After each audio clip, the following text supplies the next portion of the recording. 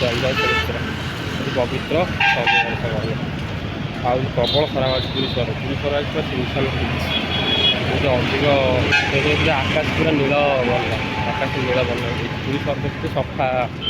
ଦେଖାଯାଉଛି channel subscribe କରିବେ Jagannath like କରିବେ। ଆଜି ପୁରୀ ସହରରେ ଆକାଶ ଆଜି ପୁରା ସଫା ଦେଖାଯାଉଛି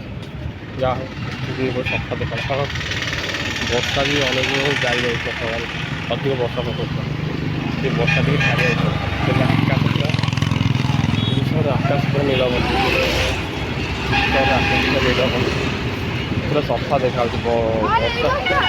ବର୍ଷାଟା ଛାଡ଼ିଗଲା ପରେ ସେଇଟା ସେମିତି ଦେଖାଯାଏ ସାଙ୍ଗରେ ଏତେ ଦିନ ପରେ ବିରଳ ଦୃଶ୍ୟ ପୁରୀ ସହରରେ ଏତେ ଦିନ ପରେ ବିରଳ ଦୃଶ୍ୟ ଫାଙ୍କା ବି ରୋଡ଼ ଅଛି ସମୟ ସାଙ୍ଗମାନେ ହେଇଗଲାଣି କେତେଟା କହିଲେ 8:30 ହେଇଗଲାଣି ସାଙ୍ଗମାନେ 8:40 ପୁରୀ ସହରରେ ଫାଙ୍କା ଦେଖାଯାଉଛି ଆଉ ଗାଡ଼ି ମଟର ଆସ୍ତେ ଆସ୍ତେ ଯାଉଛି କାରଣ ଖରାଦିନ କେହି ବାହାରୁନାହାନ୍ତି ଅବାଗିଆ ଲାଗୁଥିବ ଦୋକାନ ପତ୍ର ମଧ୍ୟ ଖୋଲିନି ସନ୍ଧ୍ୟାବେଳ ହେଲେ ଖୋଲିବ ଆଉ ବ୍ଲଗ୍ ତୁମ ଜାରି ରହିଥାଏ ଆପଣ ରାତି ରାତି ଜାରି ଦେଇଥାଉ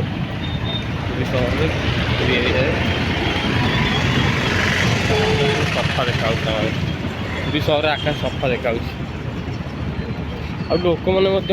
ଖରାକୁ କେହି ବାହାରୁ ନାହାନ୍ତି ଛାଇ କାରଣ ସୂର୍ଯ୍ୟକିରଣଟା ହେଉଛି ସମସ୍ତଙ୍କୁ ବଢ଼ିଆ କିନ୍ତୁ ଲୋକ ଜାଣିପାରୁନାହାନ୍ତି ଖରା ମାରୁଛି ଖରା ମାନେ ସୂର୍ଯ୍ୟକିରଣଟା ପଡ଼ିବନି ସୂର୍ଯ୍ୟ ଦେବତା ଆଲୋକ ଦେବ ଚାରିଆଡ଼େ ଆଉ ରହୁଛି ସେମାନେ ଫେଣି ଆଉ ଘରେ ଆଉ ଦେଖାହେବ ଜୟ ଶ୍ରୀଶ୍ୱର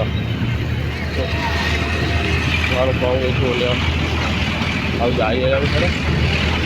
ଆଉ ରହୁଛି ଘରେ ଆଉ ଦେଖାହେବ ନଡ଼ିଆ ଗଛ ମଧ୍ୟ ଅଛି ଯାହା ହଉ ସବ୍ ଯାଉନି ସେଇଟା ମେନ୍ ଯାଉଟା ପୁରୁଷରେ ତ ମେନ୍ ଯାଉଟା ନଡ଼ିଆ ଗଛ ଆକାଶ ପୁରା ନୀଳବର୍ଣ୍ଣ ରହୁଛି ଆମର ଫେଣି ଆଉ ନୂତନ ଅଧ୍ୟାୟରେ ଆଉ ଥଣ୍ଡା ଯୋଗୁଁ ବିରକ୍ତ ଲାଗୁଛି